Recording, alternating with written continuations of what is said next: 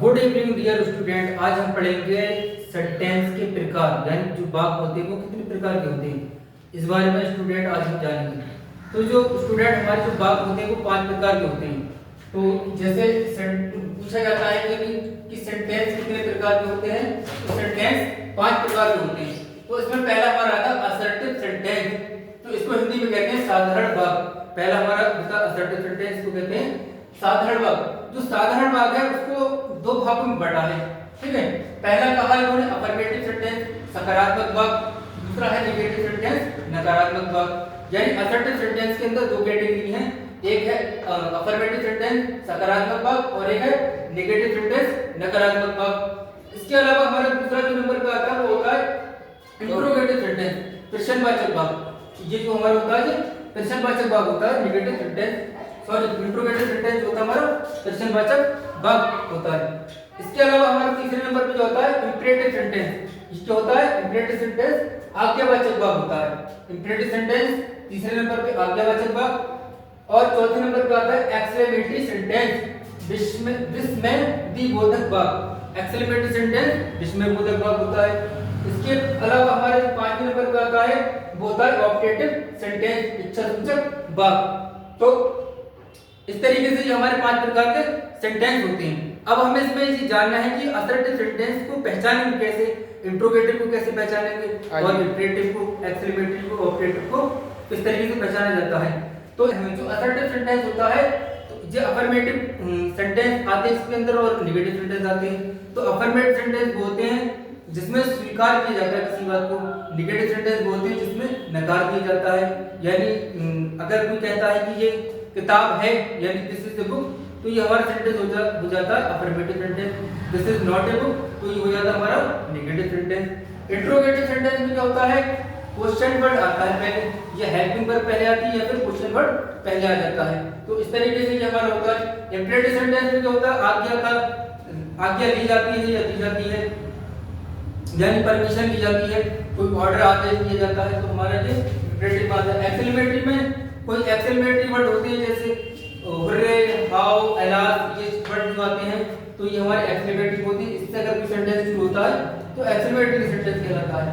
Objective sentence में क्या होता है, इच्छा का प्रकट किया जाता है, ये प्रार्थना की जाती है किसी के लिए या फिर किसी को अभिशाप दिया जाता है, बददुआ दी जाती है, तो हमारे सेंटेंस में जो होता है ऑब्जेक्टिव सेंटेंस ये आते हैं।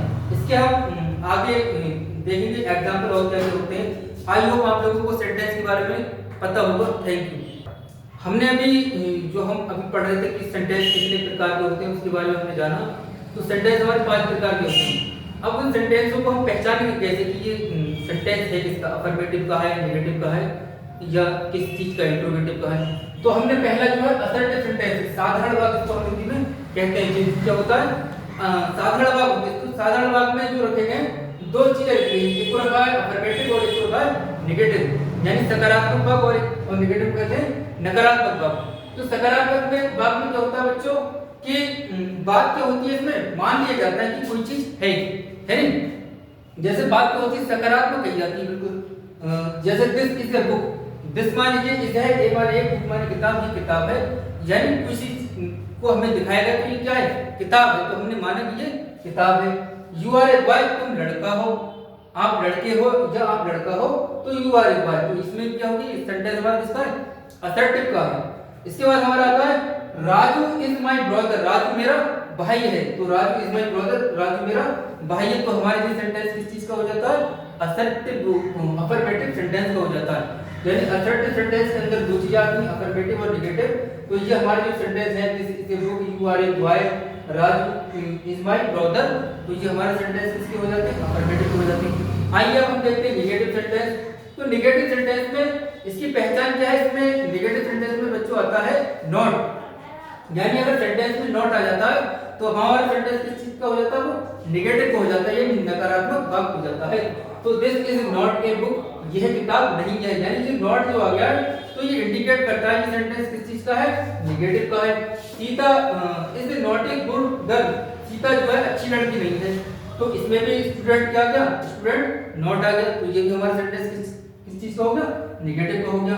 He is not a teacher, वह अध्यापक नहीं है, तो इसमें भी स्टूडेंट क्या है नॉट आ गया। तो इस तरीके से हमारे असर्टिव सेंटेंस होते हैं। इसके बाद हम देखते हैं इंट्रोगेटिव सेंटेंस। स्टूडेंट अभी हमने असर्टिव सेंटेंस के बारे में देखा, उसमें हमें मिला अफर्मेटिव सेंटेंस और नेगेटिव सेंटेंस। अब जो दूसरे नंबर पे हमारा जो आता है वो होता है इंट्रोगेटिव सेंटेंस। तो इंट्रोगेटिव सेंटेंस को हम कहते हैं प्रश्नवाचक वाक्य। तो जो हिंदी में इसका होता है क्या आता है शुरू में, यानी जब हिंदी में जो सेंटेंस होती है उसमें क्या होता है, और बीच में होता है कब क्यों कैसे कहां, यानी ये चीज हमें अगर मिलती है तो हमारा ये सेंटेंस में वाक्य अगर ये चीज मिलती है तो हमारा ये प्रश्नवाचक वाक्य कहलाता है। अब इसको इंग्लिश में कैसे हम पहचानेंगे कि इंग्लिश में ये कैसे होता है, तो स्टूडेंट इसमें इंग्लिश में आपको मिलेगा हेल्पिंग वर्ब सबसे पहले मिलेगी। यानी जो इंट्रोगेटिव सेंटेंस होता है तो इंट्रोगेटिव सेंटेंस में हेल्पिंग वर्ब जो होती है वो सबसे पहले होती है। सेंटेंस में इंग्लिश के लिखोगे is, are, am, was, were, has, have, had, do, does, did. इसके अलावा और भी स्टूडेंट होती हैं, लेकिन मैंने इसमें कुछ ही लिखी है। तो ये हमारी हेल्पिंग वर्ब होती है।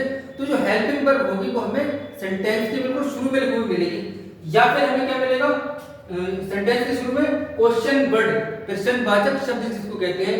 तो हु कौन मिल सकता है, वेयर कहां, व्हाई क्यों, हाउ कैसे, व्हेन कब। तो ये इंग्लिश में हमारे लिखे हुए मिलेंगे। तो अगर ये चीज हमें इंग्लिश में लिखी हुई मिलती है और हेल्पिंग वर्ब अगर मिलती है तो हमारा सेंटेंस किसका होता है इंट्रोगेटिव का होता है इंग्लिश में, ठीक। और हिंदी में हमें क्या मिलेगा, क्या, शुरुआत में सेंटेंस की शुरू में क्या, जैसे क्या यह किताब है नहीं, आप कहां जा रहे हो, कब क्यों कैसे कहां सेंटेंस के बीच में मिलता है। और इंग्लिश में कैसे मिलेगा, कहां मिलेगा, शुरू में मिलेगा बिल्कुल, या तो क्वेश्चन वर्ड शुरू में मिलेगा या हमें हेल्पिंग वर्ब शुरू में मिलेगी।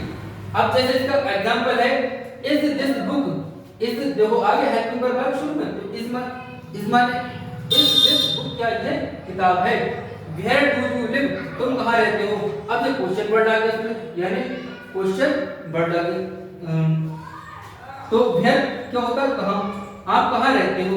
हाउ आर यू, तुम कैसे हो, तो इसमें हाउ आ गया। तो हमारे क्या हो गया क्वेश्चन वर्ड होता है नहीं। तो और इसमें जो एक चीज और आती है प्रश्नवाचक चिन्ह होता है, क्वेश्चन मार्क जिसको हम कहते हैं क्वेश्चन मार्क, इस तरीके का लघु होता है, ये हमें मिलेगा। यानी इसकी पहचान का तरीका ये है हेल्पिंग वर्ब होगी और क्वेश्चन वर्ड शुरू में होगा और लास्ट में आपको मिलेगा क्वेश्चन मार्क। तो ये हमारे सेंटेंस किसके होते हैं इंट्रोगेटिव सेंटेंस होते हैं, और हिंदी में इसको कहते हैं प्रश्नवाचक वाक्य। हमने अभी स्टूडेंट देखा था कि इंट्रोगेटिव सेंटेंस क्या होते हैं, तो उसके बारे में हमने जाना था। अब हमारा जो तीसरे नंबर पे आता है वो होता है इंपरेटिव सेंटेंस, इसको कहते हैं आज्ञावाचक वाक्य। तो आज्ञावाचक वाक्य में होता क्या है, ये जो वाक्य होते हैं वर्ब से शुरू होते हैं। इंग्लिश में ये जो वाक्य होते हैं वर्ब से शुरू होते हैं, यानी क्रिया से कोई काम इसमें होता है। और इसमें यू करता, यानी यू जो सब्जेक्ट होता है तुम या आप, तो ये छुपा हुआ होता है, ठीक है। और इसमें आदेश, आज्ञा या सलाह, इन चीजों का सेंटेंस को पढ़ के इन चीजों का बोध होता है कि इसमें सेंटेंस में आज्ञा दी गई है या सलाह दी गई है या कोई आदेश दिया गया है, इस तरीके का हमें क्या होगा बोध होगा। इसके उदाहरण है जैसे ओपन द डोर, दरवाजा खोल दो। तो ओपन माने खोलना हो गया, तो जो हमारी क्या होती है वर्ब होती है, तो ओपन द डोर, दरवाजा खोल दो, ठीक है। सिट डाउन, बैठ जाओ, सिट डाउन बैठ जाओ।